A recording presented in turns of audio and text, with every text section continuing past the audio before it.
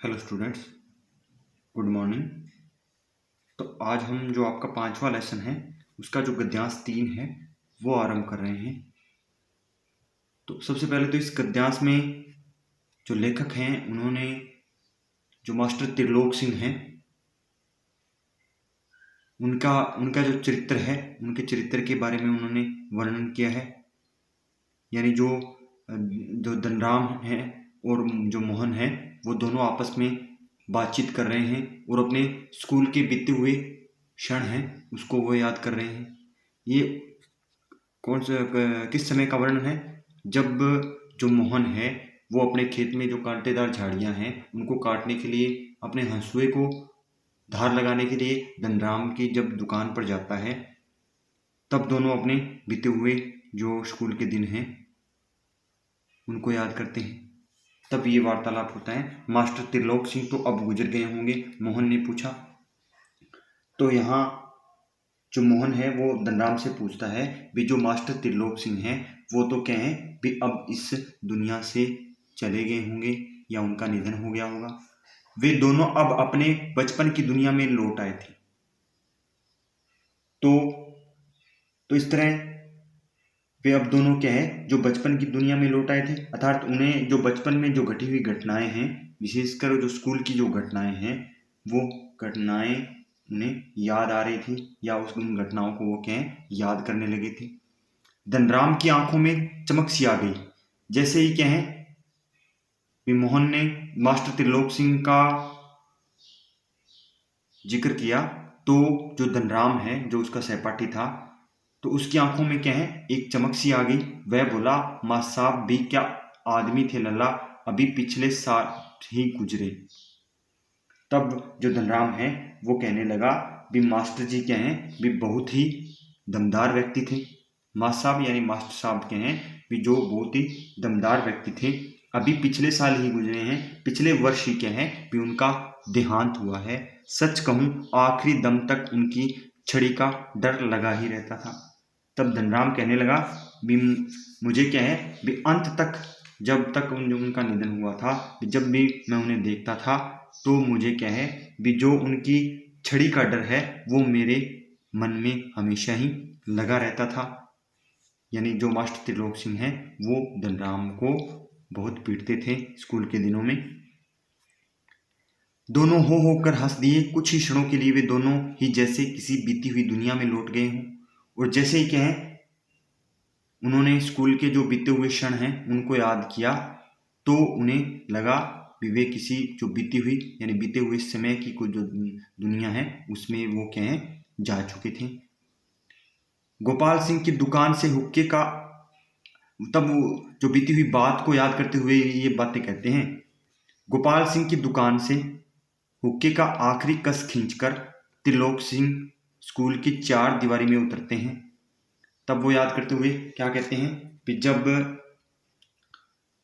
जो गोपाल सिंह की दुकान से जो मास्टर त्रिलोक सिंह हैं वो गोपाल सिंह की दुकान से क्या हैं भी जब हुक्के का आखिरी कश खींचकर स्कूल की 4 दीवारी में जाते थे, स्कूल की 4 दीवारी में उतरते थे, अर्थात जब स्कूल की 4 दीवारी में प्रवेश करते थे, थोड़ी देर पहले तक धमा चौकड़ी मचाते, उठा पटक करते और बांज के पेड़ों की टहनियों पर झूलते बच्चे को जैसे सांप सूंघ गए हों।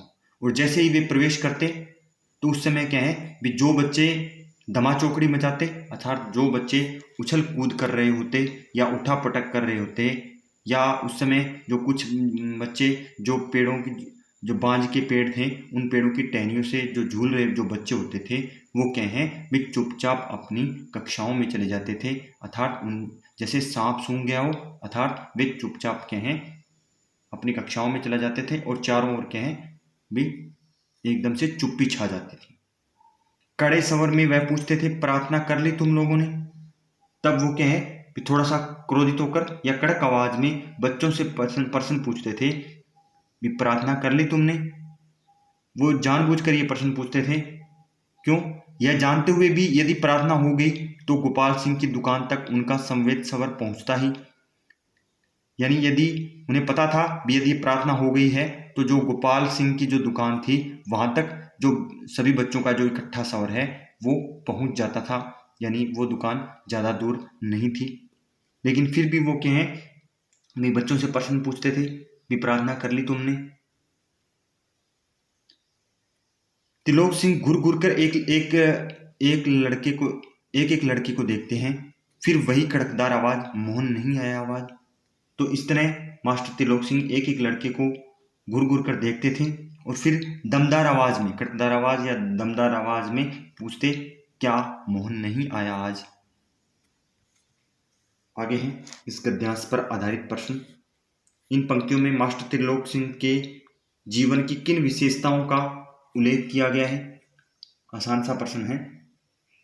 इस में जो उनकी चरित्र की विशेषताएं हैं वो आपको बतानी है। भी किस प्रकार उनका विद्यार्थियों पर दबदबा था, किस प्रकार जो बच्चे जब वो चार दीवारी स्कूल में प्रवेश करते थे तो जो बच्चे शरारत कर रहे होते थे तो वो क्या है, चुपचाप अपनी कक्षाओं में चले जाते थे। कौन और किस दुनिया में लौट आए थे, ये भी आप आसानी से उत्तर दे सकते हैं इसका। प्रश्न नंबर 3 है, बीती हुई दुनिया में पहुंचकर मोहन और धनराम ने कौन सा दृश्य देखा था, यानी जो स्कूल के जो क्षण हैं वो उन्हें याद हुए थे। आगे हैं प्रश्न नंबर 4, मास्टर त्रिलोक सिंह का बच्चों पर क्या प्रभाव था, यानी जैसे ही वो स्कूल की चारदीवारी में प्रवेश करते थे तो क्या है, जो बच्चे हैं वो अपनी कक्षाओं में चले जाते थे या चारों ओर क्या है, शांति चुप्पी छा जाती थी। आगे हैं गद्यांश नंबर 4। तो गद्यांश नंबर 4 में उस समय का चित्रण है जब जो मोहन के पिता हैं वंशीधर, वो क्या है, मोहन की पढ़ाई के लिए चिंतित हैं। तो उसी समय जो एक युवक है लखनऊ से आता है, तो उसके बारे में वर्णन किया गया है। बिरादरी के एक संपन्न परिवार का युवक उन दिनों लखनऊ से छुट्टियों में गांव आया हुआ था। तो यहाँ जो मोहन के पिता हैं वंशीधर, उनकी बिरादरी का क्या है, या एक संपन्न परिवार यानी समृद्ध परिवार का जो एक रमेश नाम का युवक है, वो इन दिनों जो मोहन का गांव है या जो वंशीधर का गांव है वहाँ छुट्टियों में आया हुआ था।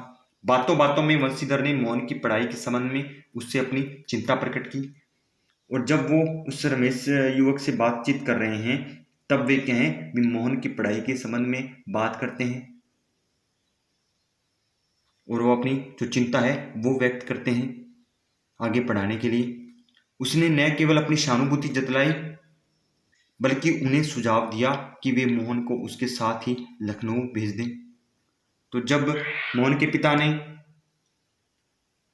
जो मोहन की पढ़ाई के विषय में जो अपनी चिंता प्रकट की, तब जो रमेश नाम का युवक है उसने जो मोहन के पिता हैं उसके प्रति उन्होंने अपनी सहानुभूति जतलाई, बल्कि उन्हें सुझाव भी दिया, बल्कि उन्हें यह भी कहा कि वे मोहन को क्या है उसके साथ ही लखनऊ भेज दें, यानी वो लखनऊ क्या है भी उसकी पढ़ाई लिखाई करा देगा। रमेश कह रहा है ये बात, घर में जहाँ 4 प्राणी हैं एक और बढ़ जाने से कोई अंतर नहीं पड़ेगा। तब वो कहता है, रमेश कहता है भी मेरे घर में 4 प्राणी हैं, यदि 5वां और चला गया या बढ़ गया तो मेरे घर में क्या है भी कोई फर्क नहीं पड़ेगा, बल्कि बड़े शहर में रहकर वह अच्छी तरह पढ़ लिख लेगा। और मोहन क्या है, बड़े शहर में रहकर अच्छी तरह से पढ़ लिख भी लेगा। आगे है गद्यांश पर आधारित प्रश्न। प्रश्न नंबर 1 है, रमेश कौन है, आरंभ में इसका उत्तर दिया हुआ है। प्रश्न नंबर 2 है, वंशीधर ने रमेश के आगे अपनी क्या चिंता व्यक्त की है, क्या चिंता व्यक्त की। प्रश्न नंबर 3 है, रमेश ने वंशीधर जी को क्या सुझाव दिया था, क्या परामर्श दिया था। प्रश्न नंबर 4 है, रमेश की बात का वंशीधर पर क्या प्रभाव पड़ा। तो इस तरह आपका होमवर्क यही रहेगा भी इन दोनों पद्यांश पर आधारित जो प्रश्न हैं वो आपको फेयर नोटबुक में लिखने हैं, और आपको जो आप होमवर्क करो उस होमवर्क को, जिस दिन का होमवर्क आप करो उस दिन की जो आप दिनांक हैं वो आपको यहाँ डालनी है।